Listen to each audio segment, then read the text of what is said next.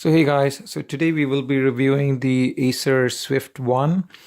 It's an all aluminum ultrabook, which I'll get to later.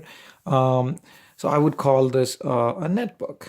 I wouldn't call this an ultrabook. It has an N4200 CPU, 4 gigs of RAM, and 64 gigs of eMMC storage. That's pretty much it. There's no hard disk.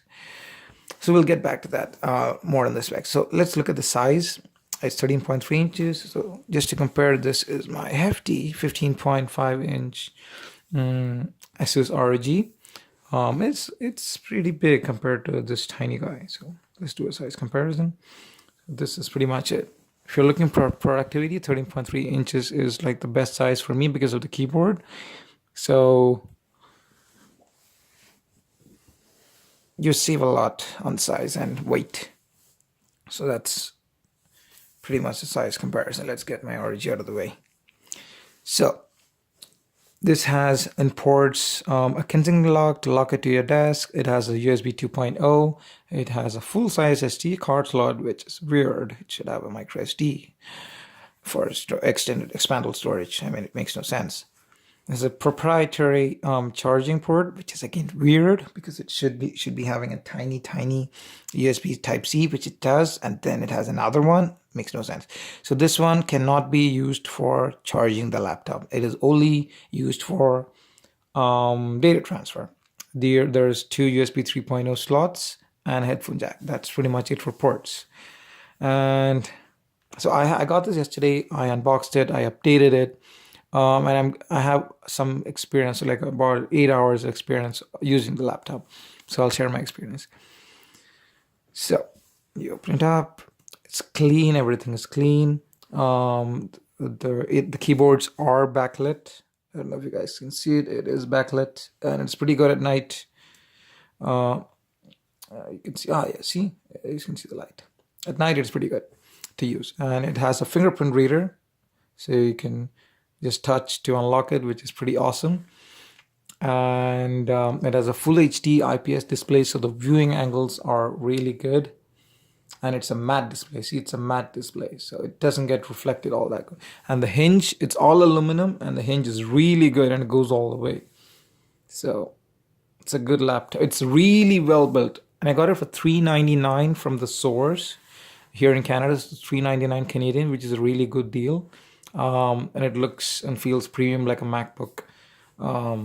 But I'll get more about the performance. It's nowhere near a MacBook in the performance area, but I'll get to that.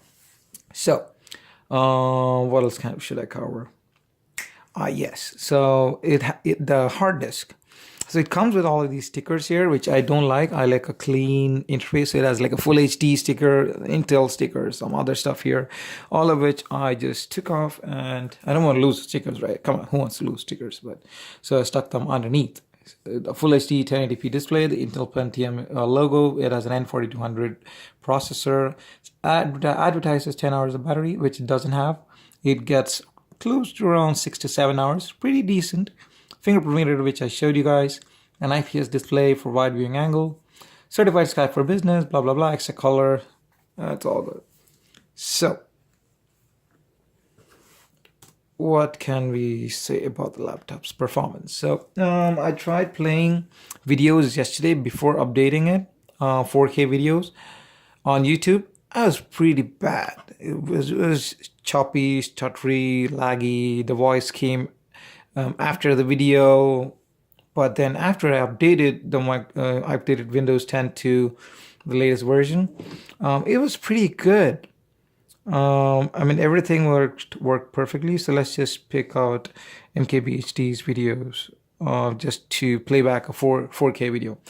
Oh, another recommendation. Do not use any other browser other than Microsoft Edge. I don't know why. It performs really well on this laptop. If you use a Chrome laptop, if you use a Chrome browser, my mistake, Chrome browser, it's gonna lag. It's gonna eat up your memory, and you won't be able to use the full functionality of the laptop. But with Windows Edge browser, it works perfectly. If If you can see, hey, what is up guys, I'm KBHD here, and welcome to it's a 4K my resolution video. tour for early 2018. So I just updated my kit, which is always linked in the description For below. Wi-Fi. But as you probably... I'm just gonna mute him. I'm just mute him for a minute and let the video run. So have noticed that's a pretty small list of... Yeah, so the video playback is awesome. The brightness is really good. It doesn't get very bright, but it's decently bright for a full HD 1080p IPS display. It's not the best screen, but it's really good for the price. You pay $399. This is a good screen. You can use it to consume media, and the Wi-Fi works perfectly.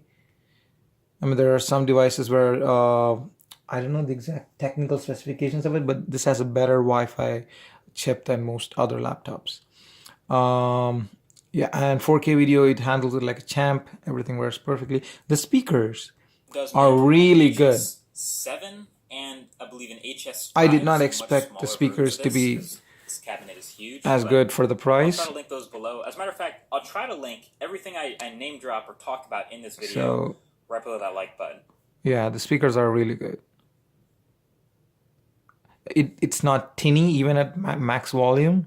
I expected it to be a little bit tinny. Maybe it's because it's downward spacing speakers. But the trackpad. The trackpad is really good. It's the same texture as this one, which is a little unnerving because I'm used to a different texture. But it's good. It feels really good. There's no the travel is really good. The click feels really nice. Man, overall the laptop is really sturdy. It doesn't flex or bend. When you type, there's no what do you call it? And nothing is there. It basically performs like a laptop. So video playback and audio playback is really good. So this is like 1080p at 60 frames per second. So it works perfectly. Yeah, so it's a pretty good laptop for the price. The storage, the sad storage, can be upgraded because I just found out before buying this that's the main reason I bought it. It currently has like only 53 gigs, 57 gigs of storage, and not all of that is useful. I don't have anything on this laptop right now other than Microsoft Office and what do you call it, Paint or something, whatever. I mean, not Paint, some other small stuff like 7-zip and other stuff. And it only has 17 gigs of free storage. So you're able to upgrade it using an m.2 SATA. Up to 256 is what I would suggest, because I don't know if it can handle 512 or more. I've seen people use 256 WD Blue on this. 2280, that has to be the model. So it doesn't work PCI. It doesn't have a PCI Express, so it has to be SATA. It works perfectly on this. The BIOS detects it automatically. So I'm gonna try that maybe in a couple of days. I've ordered the hard disk, and I've ordered a screwdriver kit because I don't have a T6 screwdriver to remove the screws. So I'm gonna get that done, and I'm gonna do a review of that later. But so far for now, this is pretty much it. It's a good laptop, works perfectly. I hope the hard disk upgrade would make it purr like a little nice little puppy for basic tasks and stuff. Oh, this Fingerprint Reader hiccuped over there. But yeah, it's a good laptop. Buy it if you want a nice one.